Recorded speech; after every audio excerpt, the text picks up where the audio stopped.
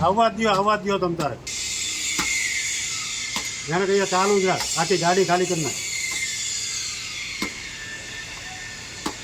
હવે કહીએ પાણી નાખવા જાય એને કહીએ પાણી નથી નાખવું જવા દે ગાડી પાછી હા હું પત્તર દઉં